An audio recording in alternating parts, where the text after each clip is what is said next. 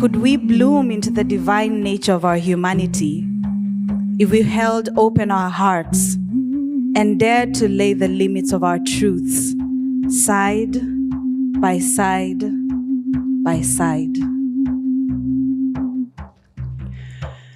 I know when I first became me, I know when I evolved, I know when I questioned, I know when I solved, I know me, now I know me, I am love. An army of lovers, my darling, cannot lose. An army of lovers, my darling, cannot lose. An army of lovers, my darling, cannot lose. Good morning, everyone, and welcome to this beautiful, beautiful day. So I'd like to invite the panel, the young adult panel, to please come to the stage, the ones who are here and the ones who are online to join us online. We have Naomi Mwangi, who's joining us online. Oh, there you are, Naomi, fantastic, and Evans Njoki. So if I mispronounce your names, please forgive me, and please say your names correctly for me and for the audience. I'm really excited about this panel because, you know, as I say, the youth is the future. People here, you're not children, so you have a lot of life experience and experience within GERI to bring to the future and to bring to the dream and aspiration of a healed gender and loving community within the next generation. I might not be here to see that, but I hold in my heart that that will come to pass with your help and guidance. So the panel format that we'll open with a short introduction after I read your bios. And then I will invite you to introduce yourself with a part of your gender story. So for the introductions, we have Sylvia Araya Fisher, who is a clinical psychologist and GERI trainer and project lead for GERI in Latin America and Spain. So welcome.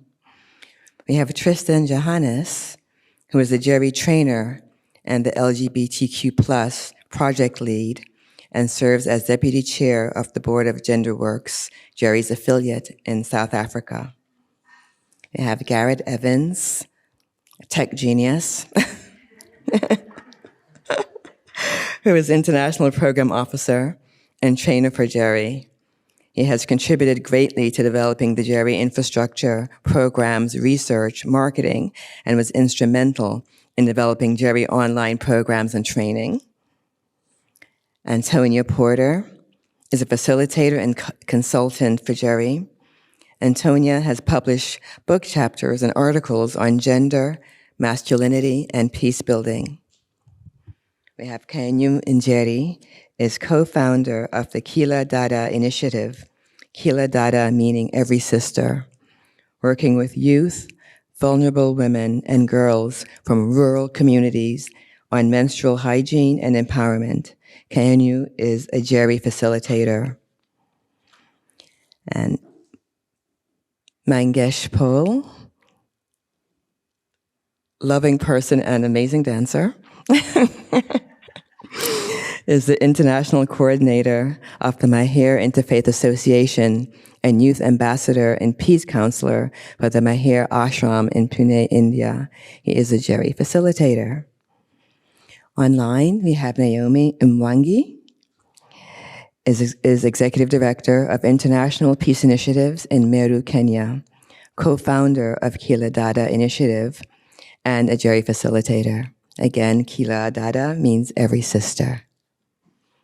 And Evans Njoki, last but not at all least, is a GERI facilitator and program director of the International Peace Initiatives.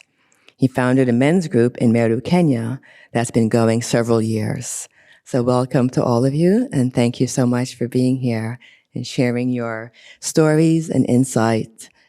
I'd like to invite you to introduce yourselves and include a short piece of your gender story. So we'll start with Sylvia. Thank you, Annette, and it's such an honor to be here with all of you. As Annette said, I am the lead for Latin America. I was born and raised in Costa Rica. I live now in California. And what brought me to this work was mostly women's work. I started doing women's circles to work with my own femininity, my own issues with femininity and being a woman. But as I was sitting there, I realized this is just half of the work. When we go out there, the rest of the population is not doing this. And what I mean by going out there means in Latin America that we have to monitor 24/7 women. We have to monitor what we wear, where we walk, what time is it, which streets to take. Because coming from a tropical country, for example, sometimes we get really hot. It's humid in Costa Rica. And sometimes I thought about wearing maybe a skirt or spaghetti strips, but I wouldn't do that because I know what that means. It means to get looks, it means to get sounds, it means hearing honking every 5 minutes. It means that I have to look back to see who's behind me, who's walking behind me. It means that I have to monitor if there's a man coming on the other side or coming towards me or behind me, if I'm alone, if there's someone else. All of that goes inside of the mind of especially women in Latin America. And it's so automatic that I didn't even think about that until I started doing this work. I thought, wow, I'm monitoring my life every hour, closing the doors, shutting the windows. And I thought, okay, if we're healing our femininity here, we need to do something about what's happening out there so we can go and be the women that we want to be in the world. And that's basically why I'm here and what led me to this work. Thank you. Thank you very much. Wonderful modeling of time. So, although I ring the bell at 2 minutes, is this a chance for you to wrap up? Say your last thoughts, last sentences. It's not an absolute cutoff. I'm not that draconian. So we'll have Tristan Johannes, who'll speak next. Thank you. And again, a warm welcome to our online viewers as well. So I, from Cape Town, South Africa, I started my journey and coming to the GERI work in 2016. And so I have 4 sisters and 2 brothers. And in my upbringing, I was raised by a single mother. And so I really admired her resilience and her strength, but I also knew that she shouldn't have to do it alone. And so when I did the 3-day workshop in 2016, I wanted to skip my 3-day and go straight to the facilitator training. And part of that was, there was probably a resistance to knowing that I would have to go inward. And so much of my disruption, I wanted to do outside in the world, in movements, but the disruption that was needed was inward. And that was what was so profound about my first workshop in this GERI work. And I particularly remember just knowing that there was a calling to this work of not just working with separate gender groups, but working with all identities. And so I'm quite privileged to be part of this panel and speaking for our next generation. Thank you. Thank you so much. And also, just thank you for reminding us of the work that needs to be done inwardly that we can then take out into the world. Yeah. And we have Naomi Mwangi online from Kenya. Oh. Thank you so much. And thank you everyone for being here today. So for me, I've also grown up in a family of 4 brothers, and growing up, I've always wanted to be like my brothers and behave like my brothers. And I thought all the things that I do is normal because my brothers love me so much and I love them so much. And the things they would play and the things they would do, and I would always want to be like them. And I never knew that these things that I'm doing, following my brother's footsteps, would shape who I am today. And the more I continued growing up into my adulthood, I started feeling the masculinity energy surrounding me in my daily life. And my father, I would always want to impress my father to reach his expectations, because sometimes he would comment on things like, I wish you were born a boy, or I wish you could do enough like your brothers because you have so many opportunities. I wish you had a brain like a boy. And, so for me, growing around these comments, these words, and this masculinity energy, I felt like I need to be like my brothers. I need to behave. I need to bring that masculinity energy in my life. And that is how I've grown up, knowing that in everything I do, I have to, do it with a lot of force to show up, to be present, to people to feel my presence in the room. Until my first GERI workshop that I attended, I realized that all these things that I've been feeling were actually shaping how I relate with my relationships with other women and men in my life. And I started realizing how I had a lot of anger towards, especially my father, on the things he would say to me to make me meet up his expectation without appreciating me of who I am and embracing me being born as a girl. And when I started realizing these things, I was aware of how wounded I was in my heart and resentment that it made me create towards even having intimate relationships with men. And the GERI workshop enabled me to bring these feelings forward and bring this woundedness into space and speak about them. And I was able to find my healing journey into having these conversations with my father and my brothers to make them understand this is how I've been feeling. And this is how I'm growing into becoming because of the situations. And since then, I've been embracing this journey of my healing process. And that is why I'm drawn into this work to bring these spaces to other young people to discover their voices so that they can be able to talk about these situations with their families, friends, and people who are close in their lives and communities. So thank you. Thank you very much for that. And Antonia.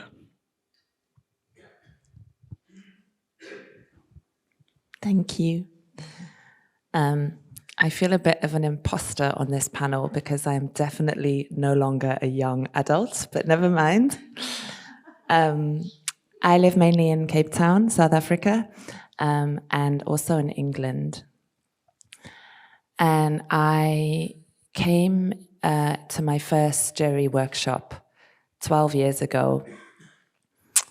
I came to it at a very, very dark place in my life. Until I think about a year previously, I had kind of had a sense that equality had already happened. So I was quite naive, I think. I was living in the US at the time, and I don't really know how to describe it, but I entered probably the most difficult period of my life where I suddenly felt as if the veil of patriarchy had been,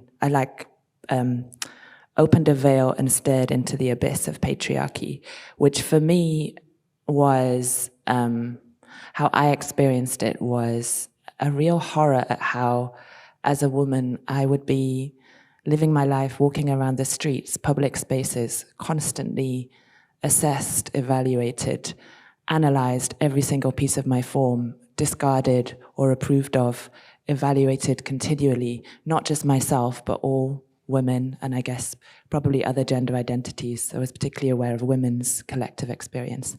And what that did to me, because what I felt was that I was being continually split, my being and my form separated in a way that I don't really have words to describe how disturbing that's been for me.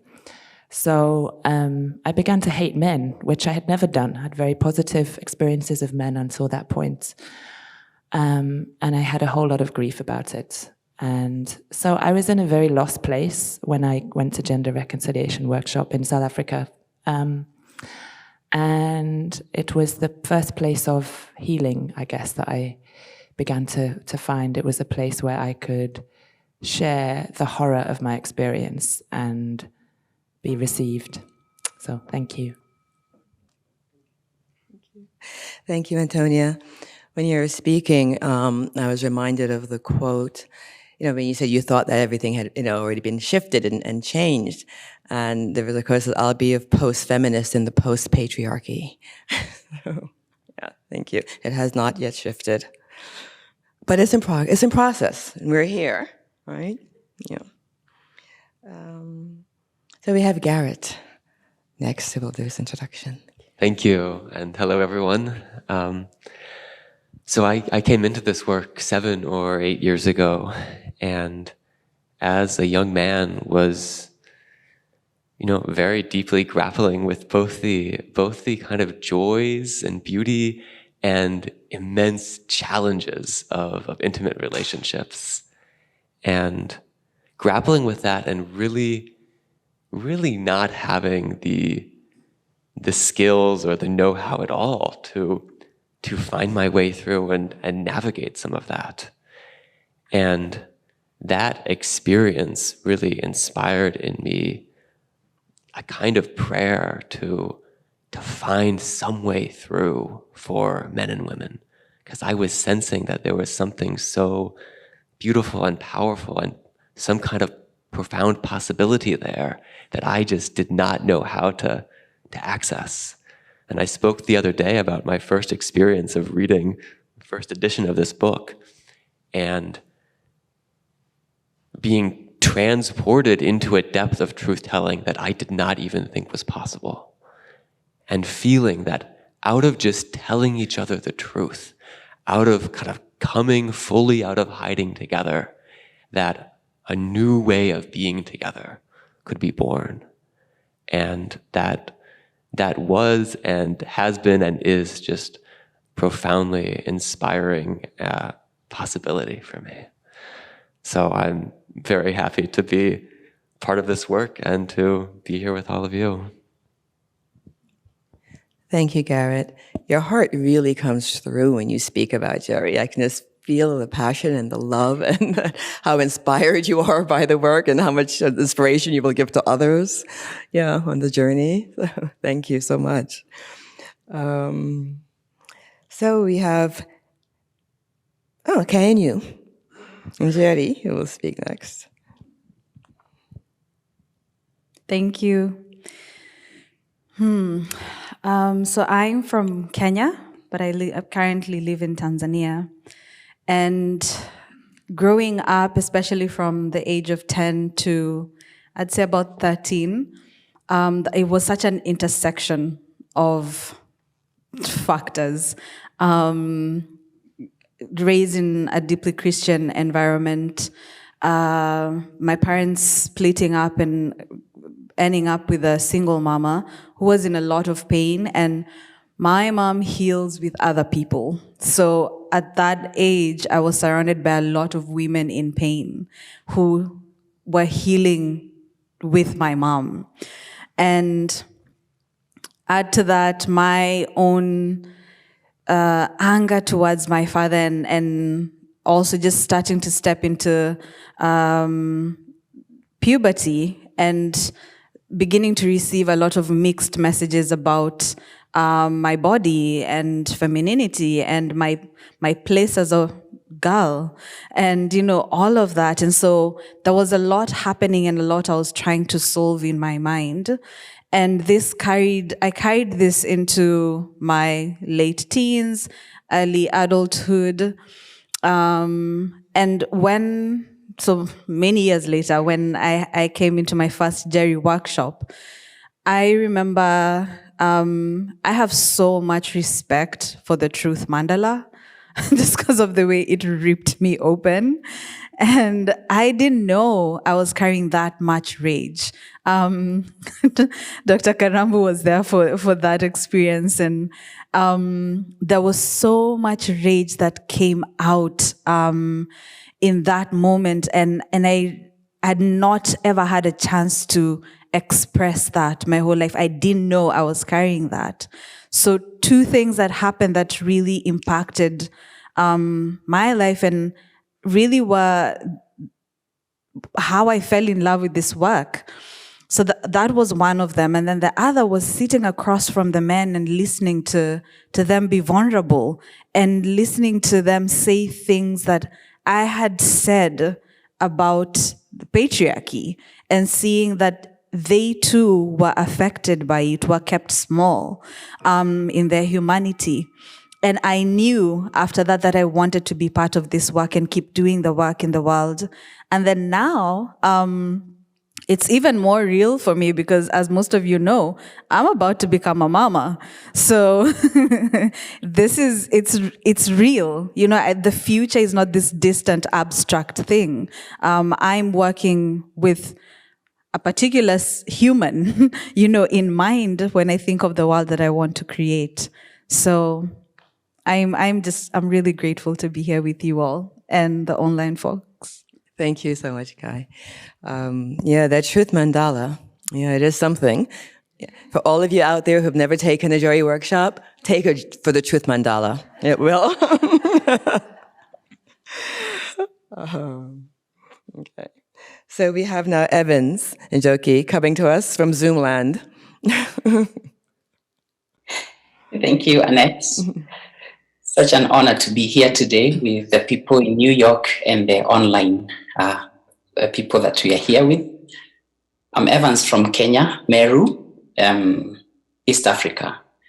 And GERI made me realize how fortunate I am and how lucky I am to have been homeless for 6 years.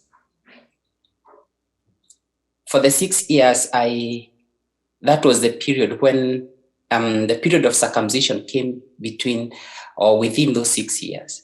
And I say GERI made me realize how fortunate I am because that time of circumcision is when young men in Kenya or boys are taught how to be a man. And because I was in the streets, I didn't belong to a family or a community. No one really cared about me, and I was not taught locked in a house and taught how to be a man. And for the longest time, I thought I was disadvantaged. But until 2019, when I joined this work, that's when I realized, oh my God, how blessed and lucky I have been.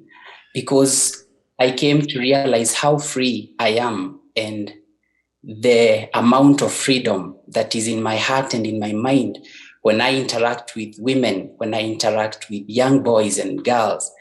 Because in our society, in our community, there is that division and big rift between circumcised men and uncircumcised men or boys, and also circumcised men and women.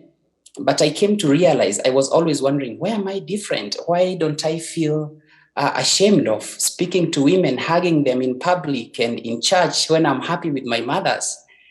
And that really, really made a difference in my life. And I became part of this work, and I decided to be a facilitator to ensure that more men in my community are able to come and see and experience this kind of freedom that comes when we decide to be who we really are, and we decide to be more human than men as it is taught by culture. Thank you, Annette. Thank you so much, Evans. I was reminded also when you were speaking of, there's Hillman's the daemon, but more generally is what we consider to be our curse or our burdens, how they can be our blessings and a blessing to others as well. So yeah, thank you so much for your story. And Mangesh.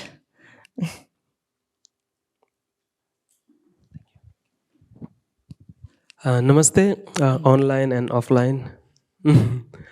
My name is Mangesh and I'm from India, Maharashtra, Pune city.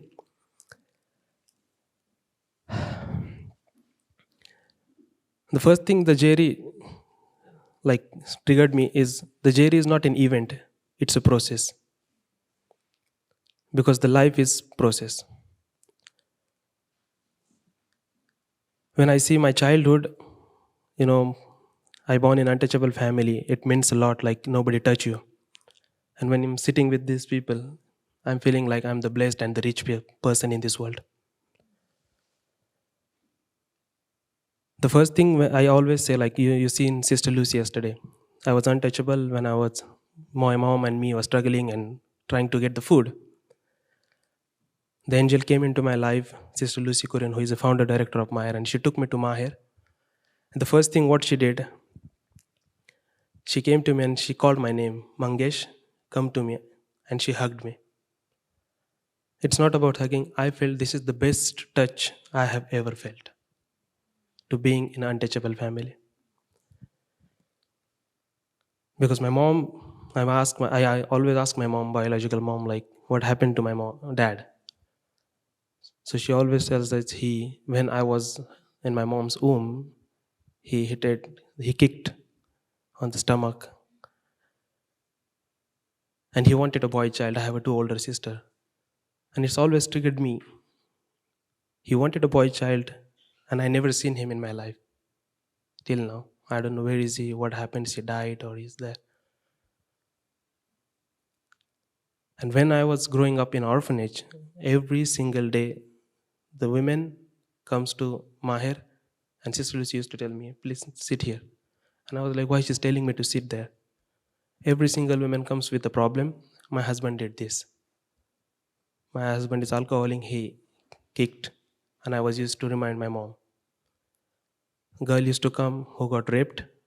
She used to tell her problem, and Sister Lucy used to listen the story. Growing up with that, I always felt like, why these men are doing this to the women?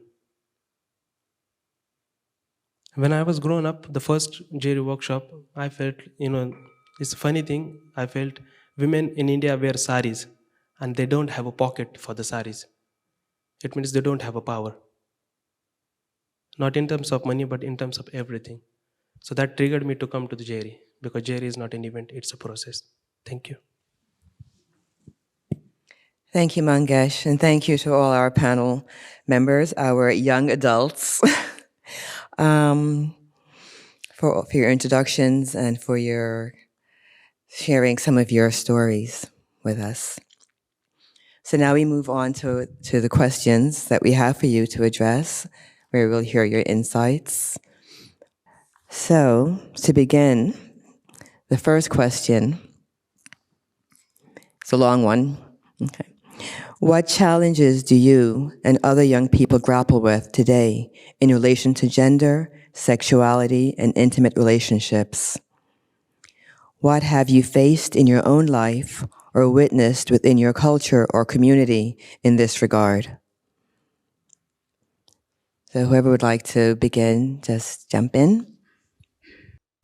What challenges that I face or other young people face, in my view, in my context, African Kenyan Meru context, is a culture that does not allow me to be who I am, and they want to teach me how to be a man.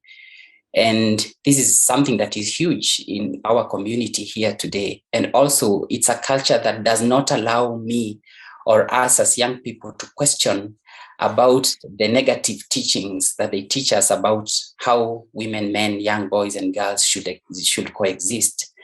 Number 2 is one-sided story or one incomplete teaching about sexuality.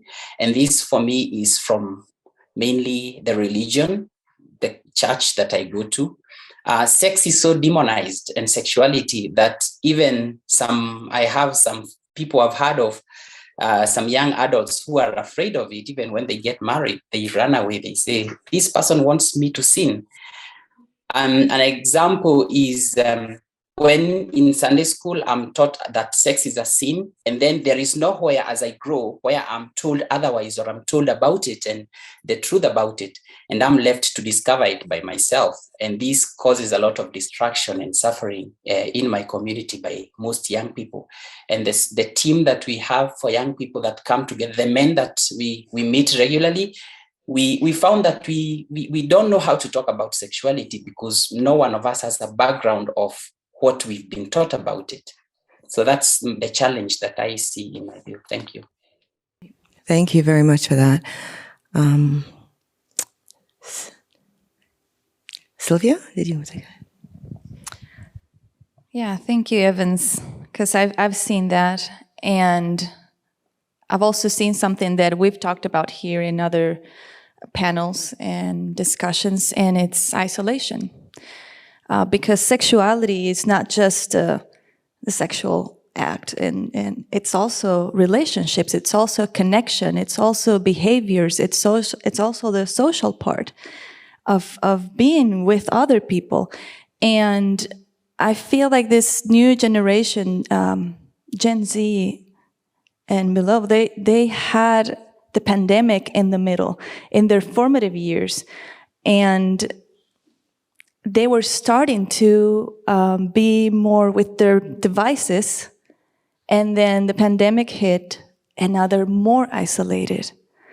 So not only their sexuality, but their relationships are being cut off, and they're just staying in their rooms, not doing much with anyone else, or the outer world, I mean. And also I see another group of people, young people, who are confused about how to engage in relationships and sexuality, because maybe this group has done a little bit of work in themselves. And I've heard men say, I don't know how to approach women anymore. I don't know what it's appropriate anymore. I don't know if I should ask permission, not ask permission, if this is okay, if it's not okay. I just don't do anything anymore. And so that confusion also is there from all the messages that are positive. I feel like the work that we're doing is really important, and there's also that confusion, mostly in men, on how to approach other people, especially women. Thank you for speaking to that confusion. Because it is, listening to you, Evans, and now Sylvia, it's like we're at a divide or a crossroad where we have more more information and maybe a more enlightened way of interacting. And at the same time, we're still steeped in the cultural and the social dysfunctions. Yeah, it's like, and that generates a lot of confusion and just trying to figure out where do you step and how do you step and how do you live with another person. So thank you. Does anyone else want to speak to that? Oh, we have a couple. Okay. Oh, hot topic. Please go ahead, Naomi.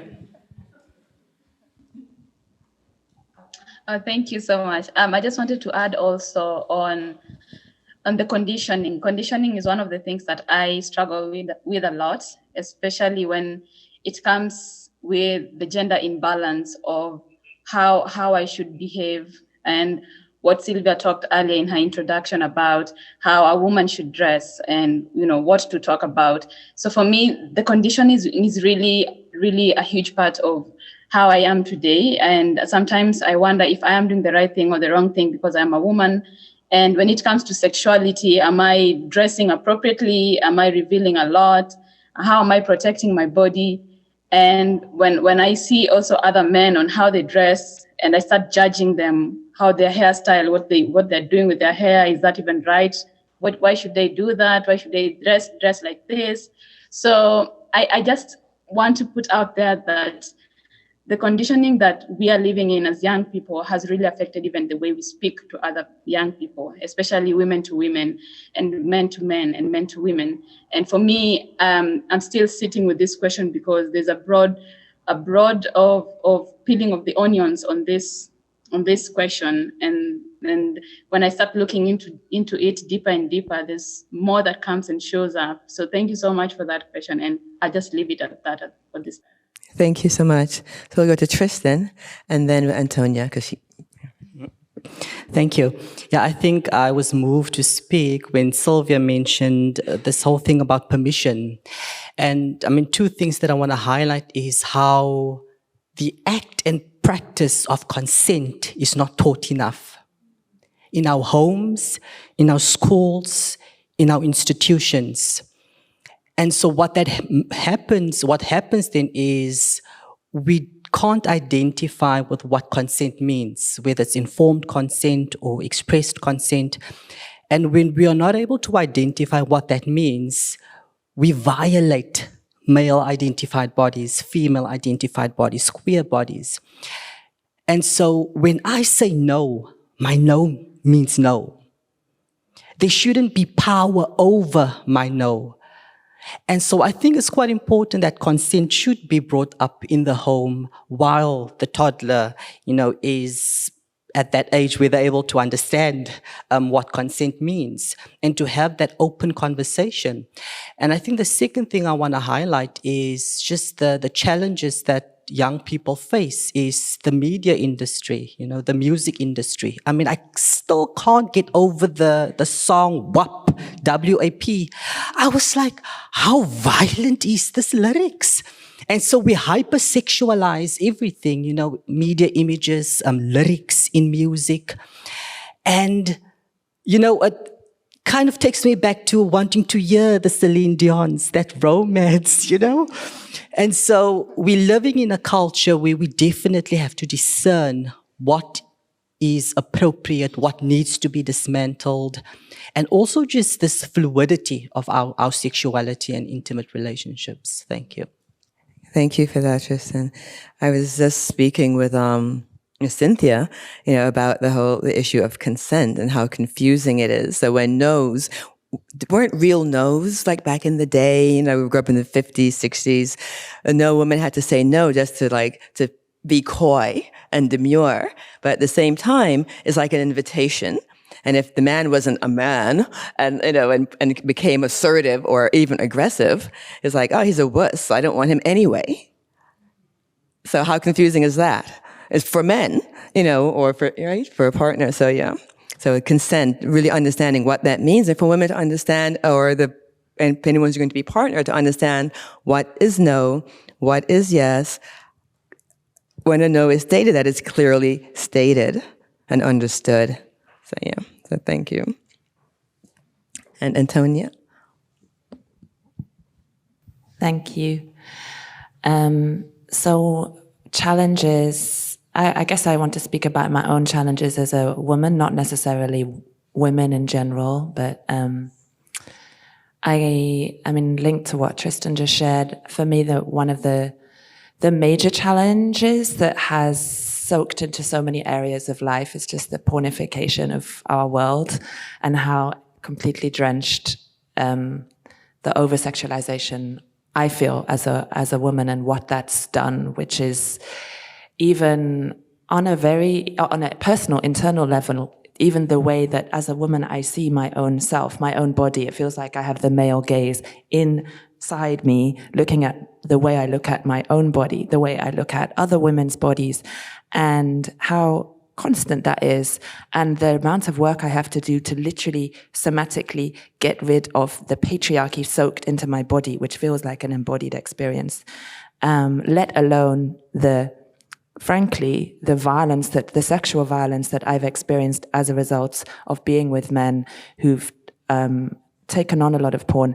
And I'm talking about stuff that's come very directly from porn into me, into my body, and the very little space I have to complain about that. And just to come onto the thing about consent, even I can consent by not saying anything, but the conditioning is so deep. It is so hard to be able to even, when all you know is a particular landscape of how women are supposed to be. Like, it's very hard to undo that conditioning.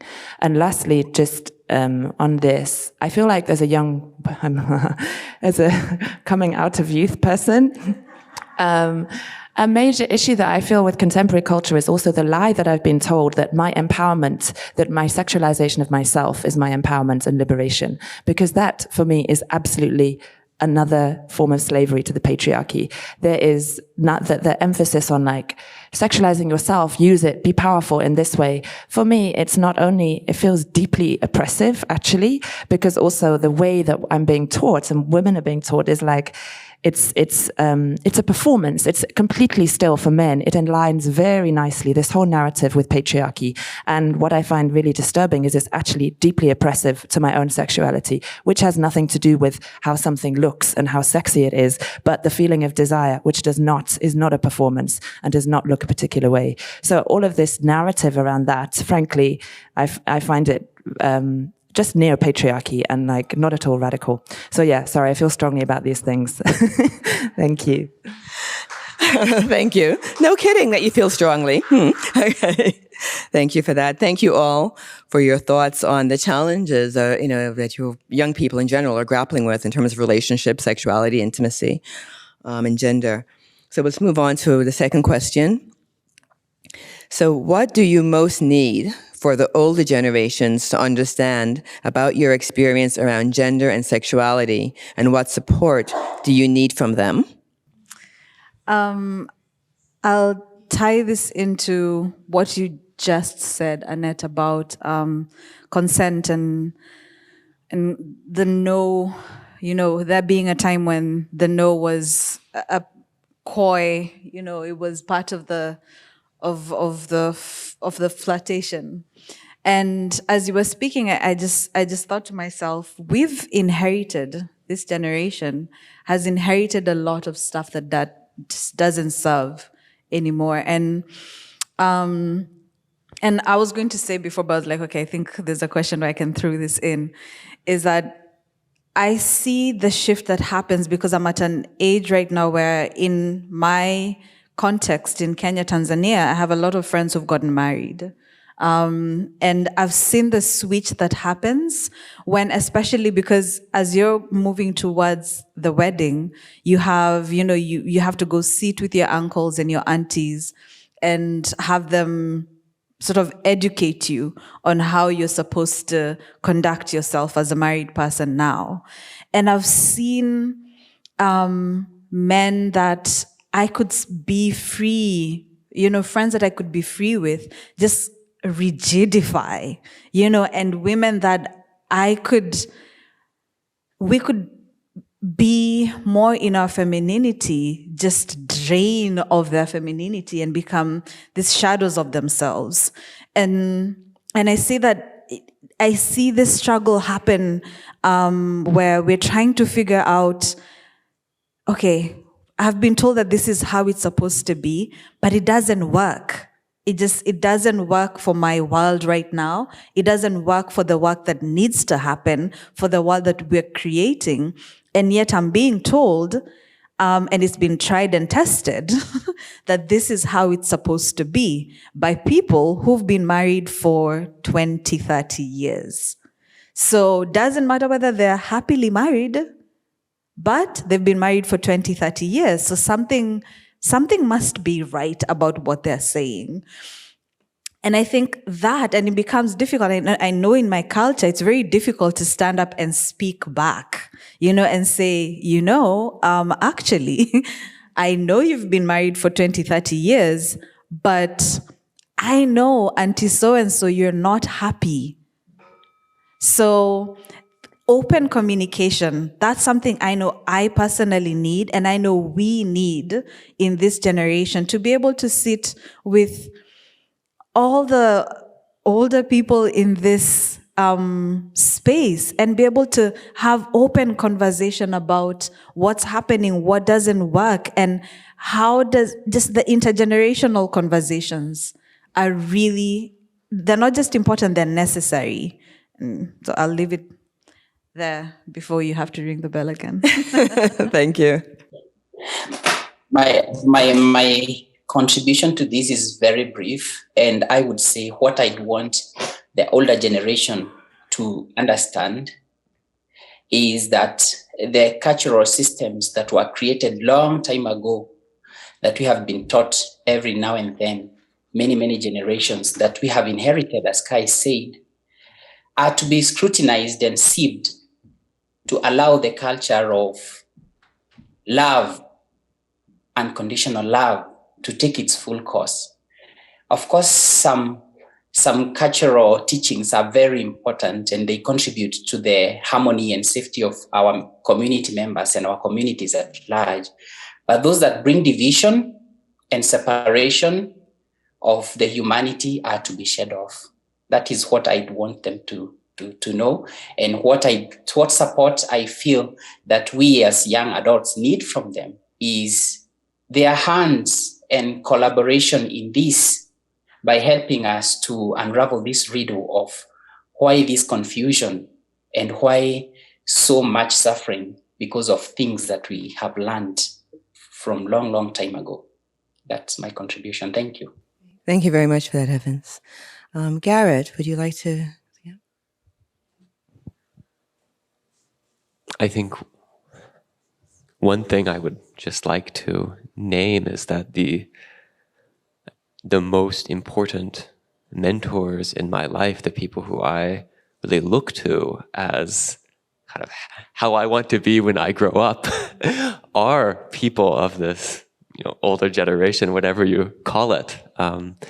And so, despite the kind of animosity there is sometimes between the generations, I know that I need you.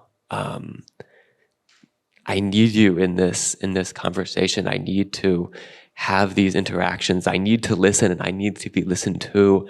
And I know that you have been grappling with these same challenges, and actually for a longer time than I have. So I just want to kind of name the lineage and the mentors in my life that I have needed and will continue to need as I figure out what it is to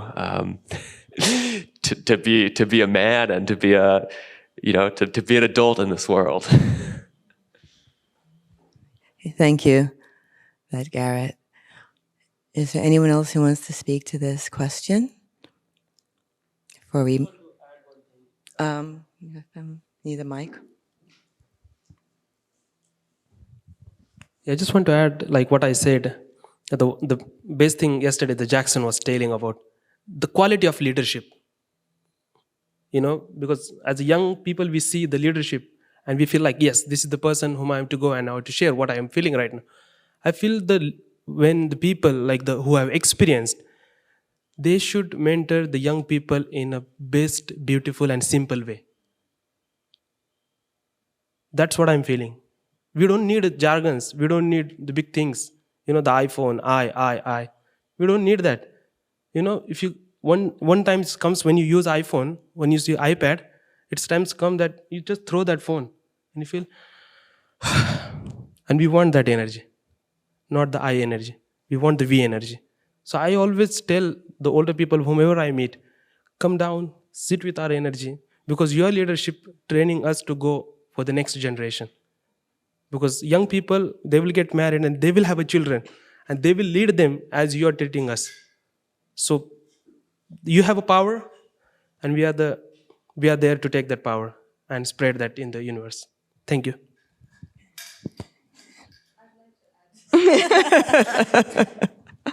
Okay. And I will speak from an I place, because I know I personally need this.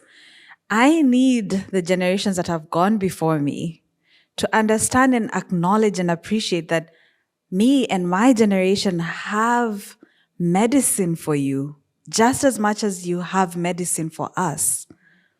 That in my acknowledging what's happening to me, and for us and us be sitting in one space and speaking openly, that you get to heal stuff that I've seen this happen where the older generation, something clicks into place that they didn't even know was out of place because of honest and open sharing that happened with our generation.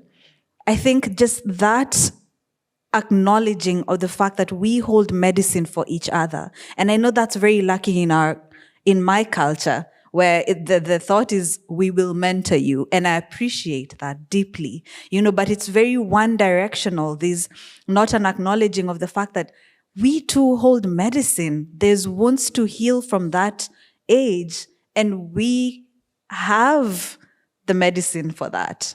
So. Great. Thank you.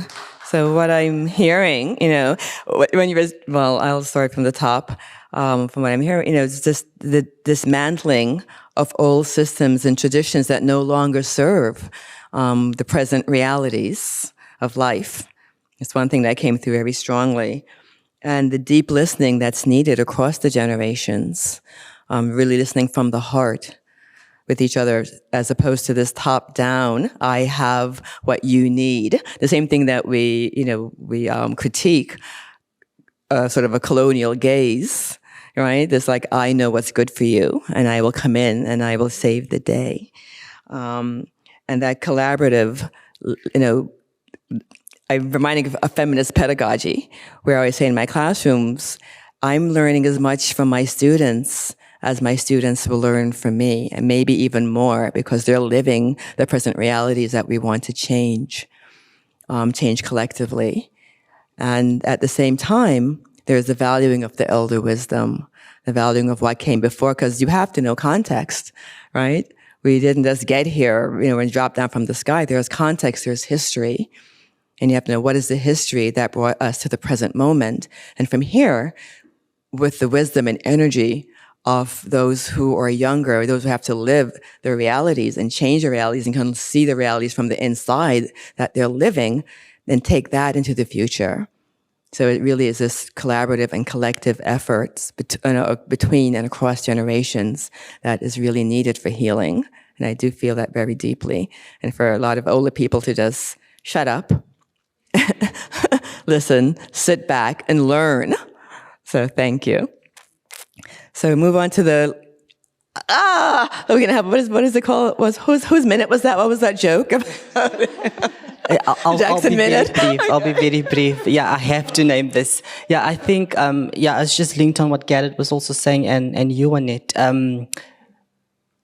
The support that we need is really the wisdom, of our elders. And I was deeply touched by a workshop that I did earlier in the year, in one of our human sexuality workshops with a mixed gender group in the Truth Mandala, as Kai mentioned. And, those who have experienced the Truth Mandala knows that a lot of stories around sexual violations and sexual trauma surfaces. And, we were quite an intergenerational group, and so many deep and painful stories came forward, and here this 70-year-old woman steps into the circle and speaks about this beautiful love story about how she met her husband, her partner, and when she met him at 19, she thought it was gay and sat with that for 50 years. And through the workshop and the engagement with the group, she had the freedom and the liberation to go back to him and speak about her experience. And she shared it so beautifully with us the next day. So yeah, definitely this intergenerational circles that we need to create. So as much as we want to be radical, we also need those who come before us. Thank you. Thank you for that. So let's move on to the third question. So what gives you hope in terms of gender relations now and going forward?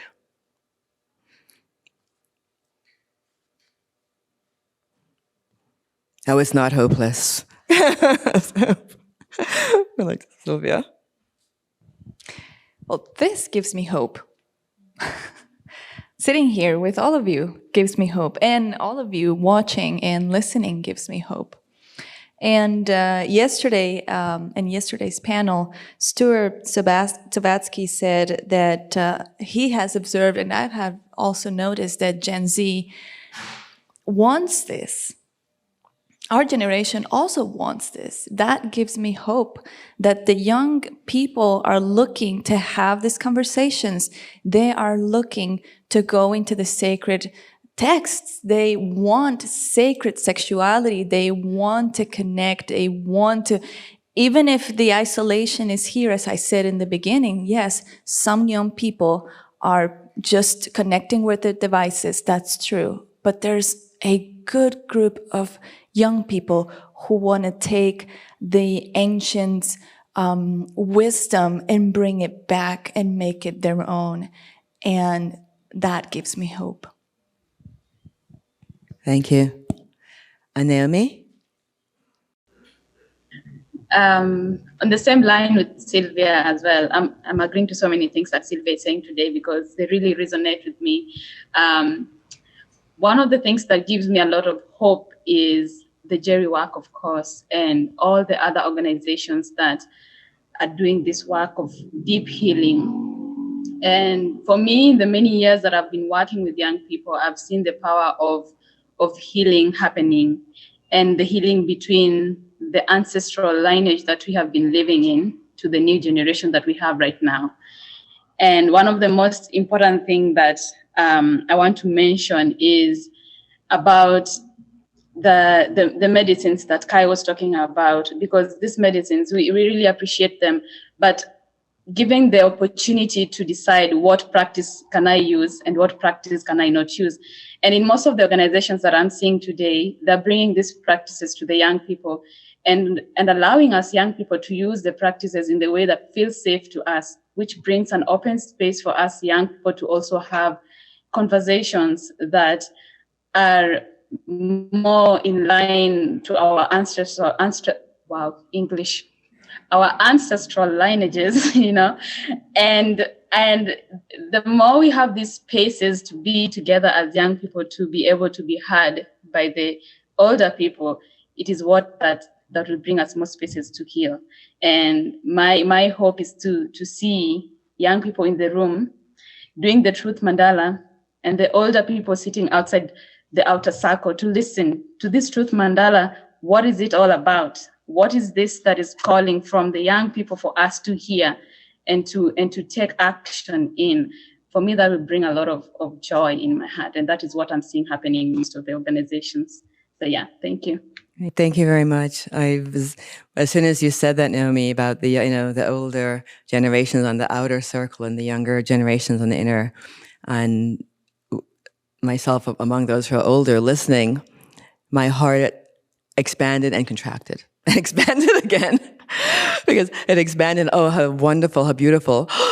Do I really want to hear that?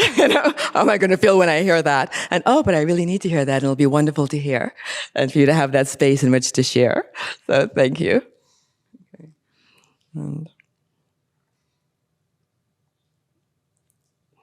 Okay, Kai.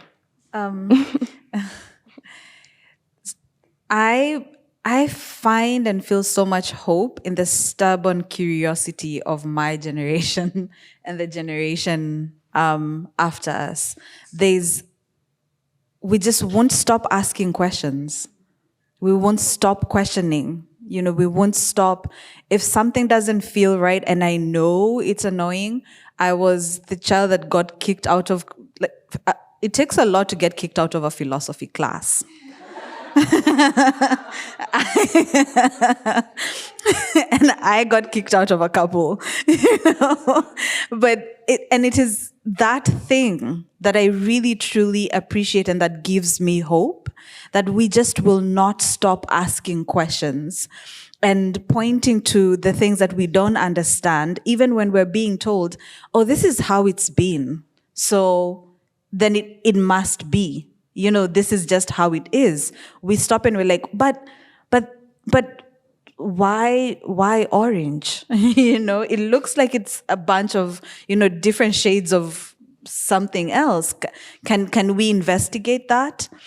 And that curiosity at a time where it feels to me energetically, and even with what's all the movements, we're at a point of threshold. There's a threshold we're crossing, and I think the kind of curiosity that we bring into that is so important, so that we're not carrying with us what hasn't worked, and we're also not discarding what has worked and is what forms our resilience, what makes up our resilience.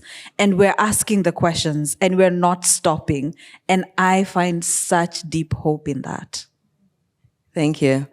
The threshold, that liminal space, the space between the worlds where there's infinite possibility, right? And also it's fog and confusion, and you can't see clearly.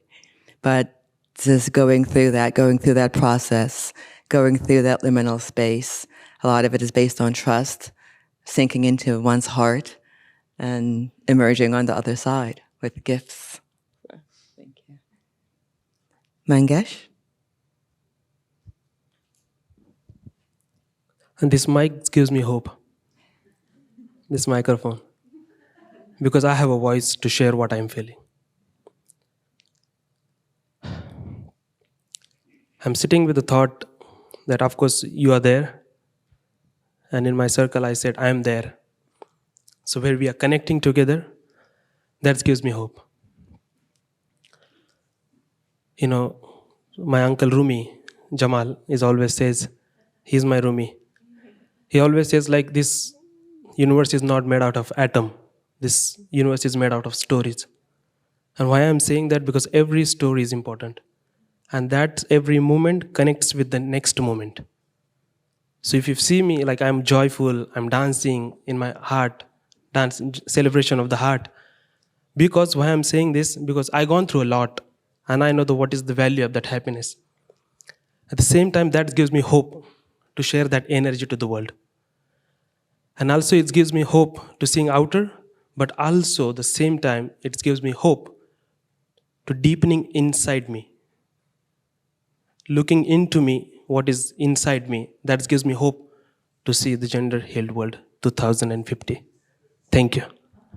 Thank you, Mangesh. I agree with you, Sylvia. This gives me hope very much. I'm glad to feel that there are some things that give me hope, because I do often feel kind of hopeless about gender. But definitely the GERI work, the opportunity to, and I find this increasingly even outside of gender reconciliation workshops, the more I speak from my the vulnerability of my own experience and see a recognition in men's eyes that somewhere on some level they hear me and receive me, and to see that spark in a man's eyes when I've had so much despair around men gives me a huge hope.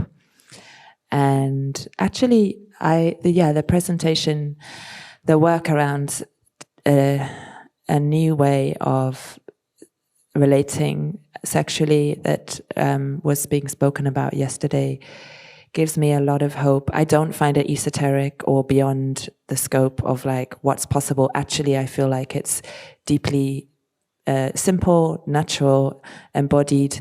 Everyone can relate to it. It's not something intellectual, actually. And it's all we need is the more accessibility of it. And that gives me, the fact that it exists gives me a lot of hope. And I actually feel it's the only thing, it's the medicine that I need. It's the medicine that so many of us need. So yeah, thank you. I just want to check, are we going to get a closing statement as well? Okay. I think I was also just inspired by what Sylvia and Antonia were saying about this gives me hope.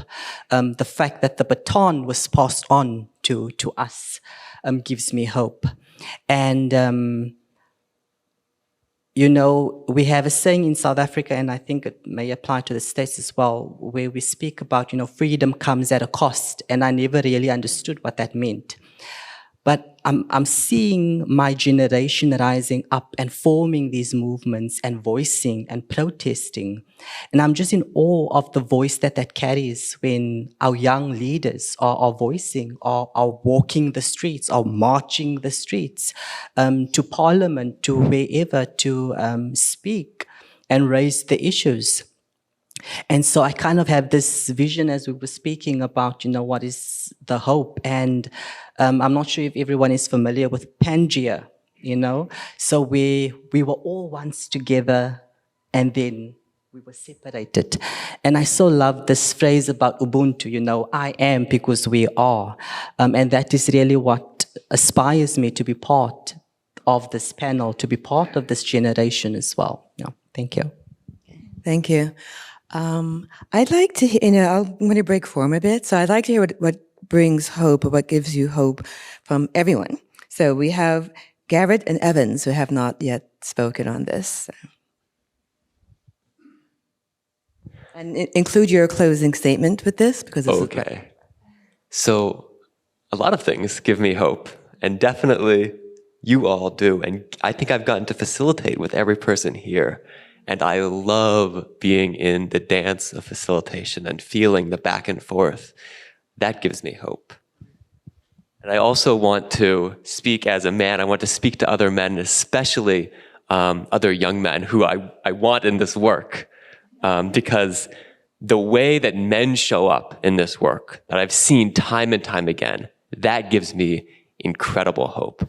Sometimes in this work, men are put to the challenge to show up in ways that men usually do not show up. Evans and I had this. We had to tell them, we are being invited to speak first, men. We are being invited to take a bold step and share first in front of the women. And time again, I see the men show up. Something in them rises to the occasion to show up in a new way. And that gives me so much hope. And also, after that, in the honoring ceremonies, I love to look around the men's faces as we're planning and to see the joy on their faces and the kind of happy, playful, giddy energy at being able to go out and honor the women. That they are so thrilled at that opportunity after having heard the stories of the women to be able to go out and honor and uplift them is so beautiful to see that in the faces of the men. So that gives me hope every time too. Thank you. Yes. Oh, okay. And Evans, please. Thank you.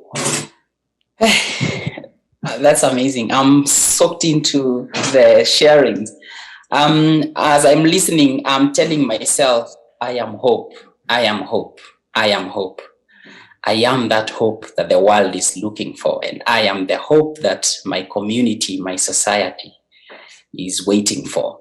So I am first of all, I'm the hope. And what shows me that there is hope is the reception of this work in my community, Meru, is so amazing. I wish all of you can come and have a taste of the beauty of this work in a society that blows. I know my mom is seated somewhere there in New York at Omega, and it blows her mind to see that this society, this community, men can really break down and cry in front of women and children and show the deepest part of their vulnerabilities and their hearts. So that gives me a lot of joy, and having many people in Kenya wanting to join the facilitator training of GERI, that really amazes me.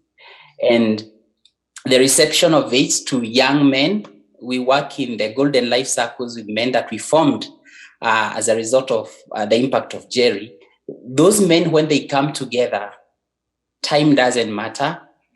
And everyone is willing to rip themselves off and to strip and to just tell their truths that they have never shared anywhere else. Truth mandalas, like every weekend for us, is so amazing with the men that we do together.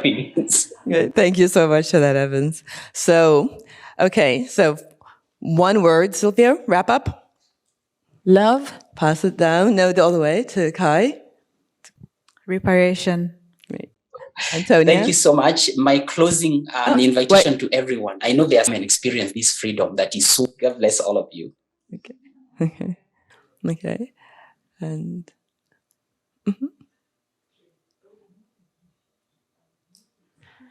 Truth and love. okay.